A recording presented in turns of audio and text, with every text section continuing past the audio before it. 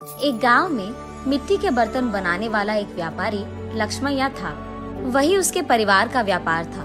मिट्टी से खाने के बर्तन, भगवान के लिए दिया, मटके, पानी पीने वाले बर्तन, पशुओं के लिए बर्तन, अलग प्रकार के भगवान के मूर्ति, खिलौने बनाते हुए वो जी रहा था। लाभ ना आने के बावजूद और उसके बीवी बच्चे के हमेशा ना कहने के बावजूद भी वो उसी व्यापार में भरोसा रखता था। अलग प्रकार के मिट्टी के बर्तन बनाते हुए वो उसी काम में निमग्न हो जाता था। लेकिन समय बदल गया है। पहले की तरह कोई भी अब मिट्टी के बर्तन नहीं खरीद रहा है। इसी कारण कई साल से लक्ष्मैया को 1 रुपए का लाभ भी नहीं है। उल्टा पूरा नुकसान हो रहा है। इसी कारण वो यही हमेशा सोचता था कि काम में कुछ नया करना होगा और उसी सोच में पड़ जाता था। उसको कोई और काम ढूंढने के लिए और 4 रुपए की कमाई घर लाने के लिए कह कहकर थक गई है उसकी पत्नी अन्नपूर्णा। और उसके बच्चे, आज के दिन में कौन खरीदेगा पापा ये आपके मिट्टी के बर्तन? आप वो काम छोड़कर हमारे साथ शहर आ जाइएगा, वहाँ आपके लिए अच्छा काम हम ढूंढ कर रहेंगे।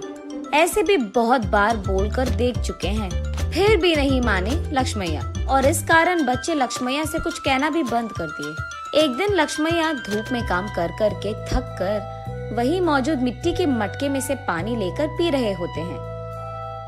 हाँ, इस गर्मी के मौसम में ठंडे पानी के लिए मिट्टी के मटके रखते थे।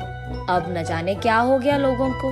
मिट्टी के मटकों को छोड़कर मिट्टी को खराब करने वाले फ्रिज और एसी से काम चला रहे हैं। और मुझे समझ में नहीं आता कि उनको मिट्टी के बर्तन से काम चलाने में क्या ही प्रॉब्लम है। ऐसे सोच में पड़ जाता है और अचानक उसे एक योजना सूझती है।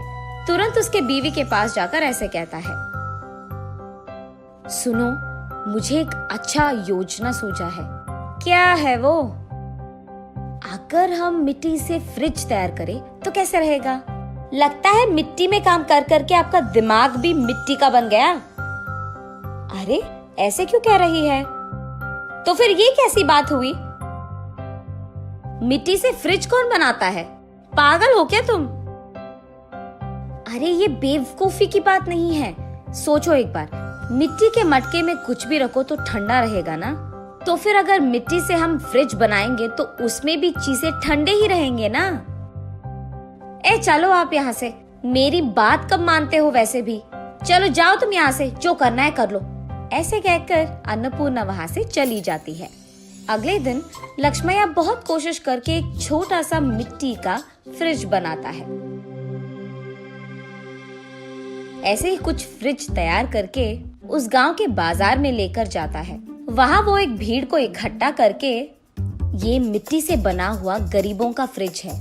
इसमें पानी डालने से ये खूब चलता है। इसके अंदर रखे सारी चीजों को ठंडा रखता है। ये 2 परतों में रहता है और बीच में एक खाली जगह रहता है।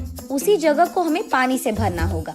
इसी कारण बाहर का तापमान न अंदर आएगा और अंदर का तापमान कम नहीं होगा। ऐसे वो उसके हाथों से बनाए हुआ मिट्टी का फ्रिज कैसे चलता है ये भीड़ को समझाता है।